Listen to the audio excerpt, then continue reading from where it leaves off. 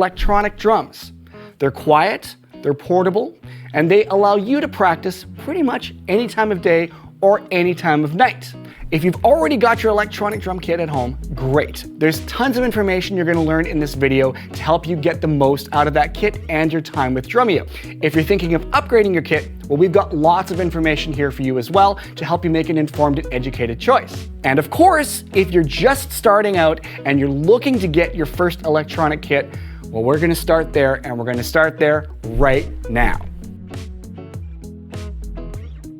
So before we get into individual models, let's talk about the new and used debate, because this is a big question. Should I buy a new kit or a used one? Well, with new, you get the latest, greatest kits, you get the newest sounds, you get the newest updates on pad choices and ergonomics. They're often most expensive, of course, but they do come with a full warranty. And much like cell phones and computers, they have the latest, greatest technology, they tend to work the best, and often are less expensive than the previous model. So that's often a great choice for electronic drum kits. Now, this can be very overwhelming because there are so many models, so many versions of kits. But if you do your research, you'll find that there are some great deals to be had. What should you look for? Well, again, using the cell phone and computer analogy, you want to consider the age and generation of the technology you're looking at. If you see an electronic kit that's, say, 10 years old, it might not be a great choice because it's going to have very old tech in it. Now, conversely, if you see a kit that's maybe a current model or one that's only a couple of years old, that's probably a great choice, and they're typically a great value. You want to have a good look at the kit because physically, it's going to show signs of wear and tear. Wear and tear is crucial. You want to be able to have a look at the kit and see if it's been played a lot or maybe just a little bit. So look for signs. With the rubber surfaces, you'll see lots of marks from sticks. If they look really, really abraded or they start to look shiny, that's a good indicator that the pads are pretty old and it might be time for that kit to be retired. If the kit has mesh heads and they look really worn, well, you're in luck. Those are easy to replace and not that expensive. With the foot pedals, well, they're often pretty easy to fix, but the hi-hat controller, which is like a switch, much like this one here, you want to make sure that it moves freely and doesn't wobble an awful lot. That would just be a good indicator as to whether it's been really, really played a lot. The module itself isn't going to show you anything really crucial there, but again, maybe check the wiring. If the kit's super dusty, that's an indicator that's been sitting for a long time, and as you can imagine, electronics don't really like that. So let's break down the electronic kits into 3 price ranges: entry level, mid-range, and top of the line. Each category has its own advantages and disadvantages. With entry level, you have small footprints, you often have rubber pads, or you have very basic mesh heads, very, very simple to operate sound modules, and a hi-hat foot controller. Not a ton of other features, but often a great price tag. With mid-range drum kits, you often find larger pad surfaces, which give you a larger striking area, the ability to make a larger kit setup, which is closer to the feel of an acoustic set. You have more add-on options and setup options. You have more sound choices. You have better sound choices, more module functions, and connectability. For top-of-the-line kits, well, sky's the limit for features and for price. These kits give you the most realistic feel, the best triggering, and by far the best sound. In most cases, you'll have way more options for recording the kit and getting those sounds out of the module, either into a PA system or into a recording system. They are as close as we can get to an acoustic set, and in some cases, they even look like acoustic drum sets. So, to match our different levels, here are some price ranges and some kits to suggest in those ranges.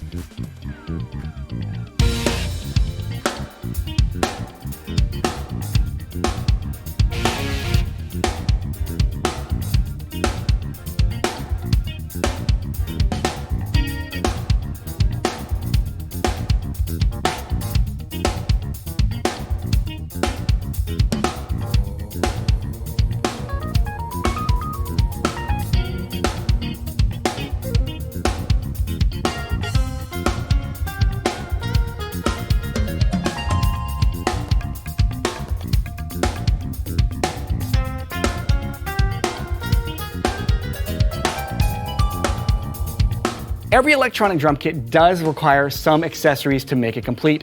You need a drum throne, which is the thing you sit on. You need a good bass drum pedal. In some of the mid-range and high-end kits, you will have to also add a hi-hat stand and a snare stand to these kits, because that completes the package. So your kit's set up, and now it's time to hear how great it sounds. The most common choice is a great set of headphones because this allows for silent practice, they're comfortable, and they make the kit sound great. Make sure they are comfortable. If you are able to, try them on first and see how they fit.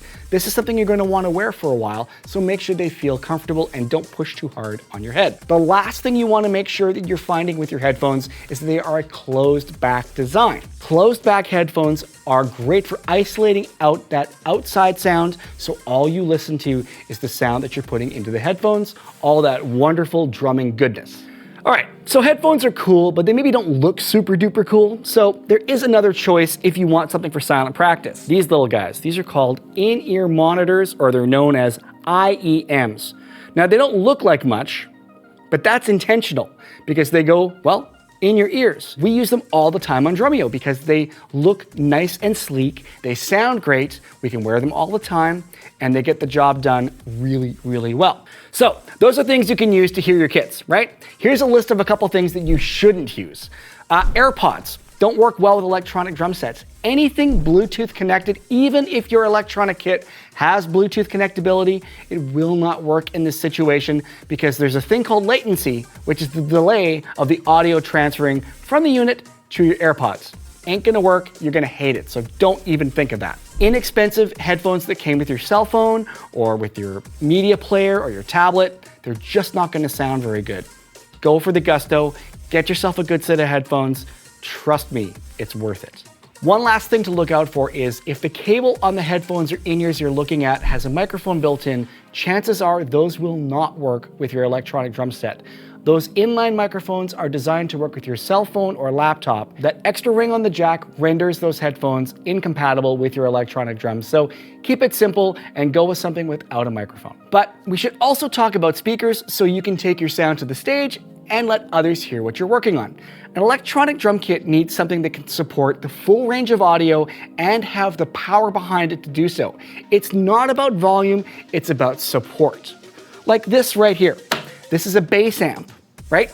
Bass amps are perfect for electronic drums because they're designed for full range and they sound fantastic for drum sets. On the other hand, guitar amplifiers are not a great choice because they are more mid-range heavy and are built for distortion, which we don't really want on our electronic drums. So what are our options? Well, companies like Roland, Alesis, Simmons, and many others do make dedicated electronic amplifiers for their kits. Most powered PA speakers are a perfect choice for a drum monitoring system. They have just the right plugins and they got lots and lots of power. If you're performing live in a big show, obviously you want to plug that into a full big PA system.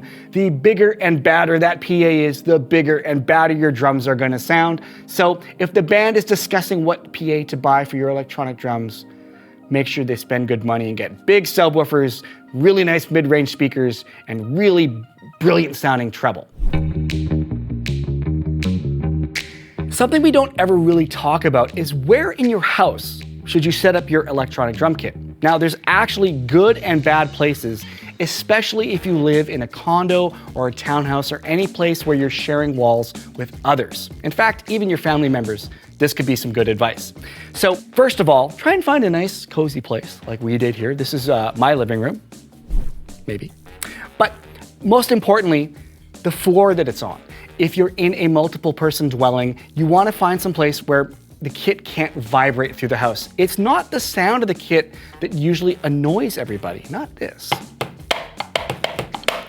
It's actually the sound of your feet on the pedals vibrating through the floor. So if you can find a spot where you can be on concrete or a ground level, it will help eliminate that transmission of vibration and everybody will win. It's really, really helpful if you can do that. You want to try and set up on carpet because that's going to help add a layer of dampening to it. It's not going to answer the problem, but it will help. Now, there are other things you can add in that room to help as well. Make sure you've got couches, carpet, wall hangings. Anything that's going to keep that reflection down will help too. But again, the more you can keep the kit away from other walls and honestly other people, the better. So a further note about carpet. This is actually really, really important because if you set up on a really plush carpet, the kit tends to sink into it and it doesn't sit very stable. What I would suggest is getting yourself something like this. This is a rubber-backed floor mat or carpet, and it's got a real low pile to it. Low pile carpet is perfect for electronic drums. The kick towers, the pedals, love that low pile, and they dig right into it and they stay where you put them. So you don't need to spend a ton of money here. You can go down to your local hardware store and buy a 4x6 mat, put it down, and you're done. So one of the huge advantages of using an electronic kit to learn online is connectivity. You can easily connect Drumeo or your phone or your laptop to play along with music and pipe that music into the module so you can hear the kit and the audio source all blended together in perfect stereo in your head or through your speaker. So how do you do that? Well, get yourself a cable like this. The majority of entry-level and mid-level kits are going to have an auxiliary input, much like some cars have, right? So you're going to plug that in, you're going to find the aux jack. In this case, on this Elisa's kit, it's on the very back. You're going to plug that in, and then all you have to do is plug this end into your device. Any other source, as long as you can connect the headphone out to it, you'll be able to stream the audio right through the module. So I'm going to do that right now. And I've actually got the Drumeo app open. I'm going to play one of the play-alongs, and you're going to hear the audio through the module right now. This is what it sounds like with the track and my playing on this kit.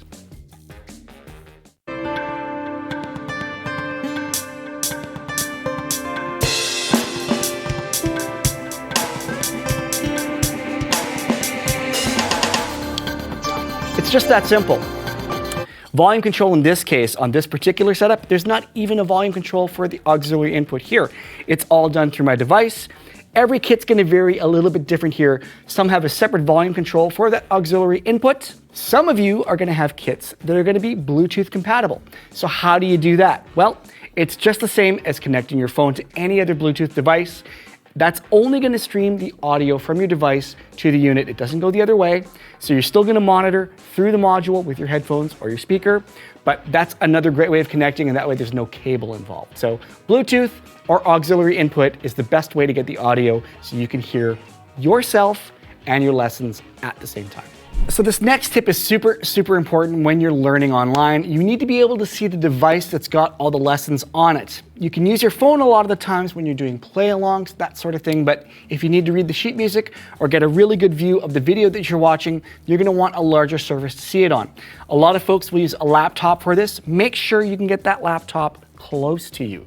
A lot of students will actually cast to a TV and put that TV right on the wall, right where I'm looking right now. That's a great place as well. Set up so it's not straining your eyesight or your neck, so you can get that really good look at what you're working on and you're ready to go. You can touch the device, stop something, have all control that you need, and keep working. So another huge benefit to having an electronic kit when you're working online with your lessons is how easy it is to record yourself. So I'm going to show you a really simple way of doing that. It's so much easier than if you have an acoustic set and it's basically plug and play.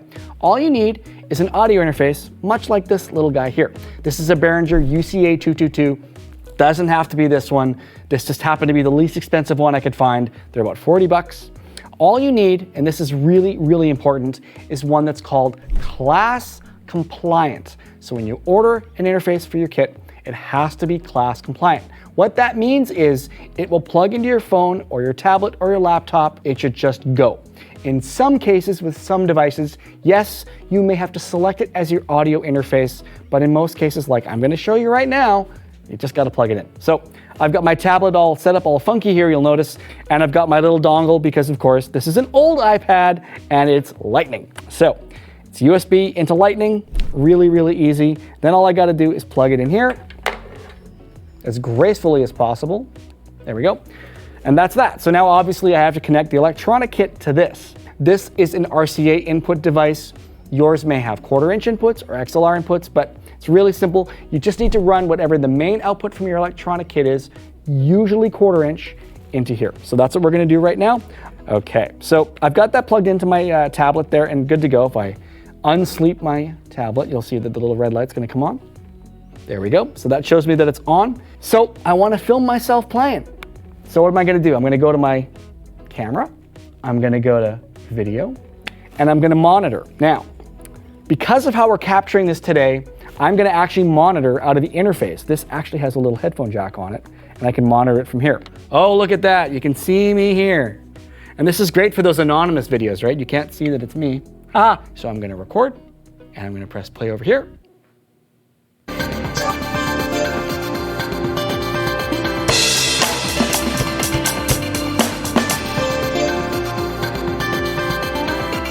So there you go, that's a quick example of that. So now what we're gonna do is we're gonna go ahead and we're gonna check that video. So I'm gonna unplug the interface so we hear the speakers on the tablet.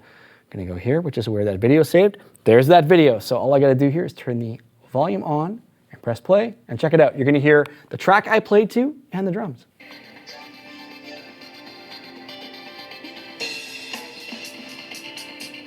There you go.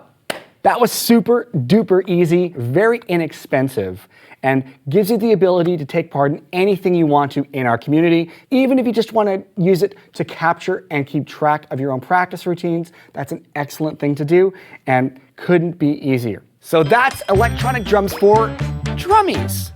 That's right, we are drummers. You are drummers. Now that you got your electronic drum set, you got yourself some good headphones or some good speakers, you got yourself a really easy way to connect with Drumeo and to capture your performances so you can keep track of your progress and have a great time. So get out there, plug in, turn on, and play those drums.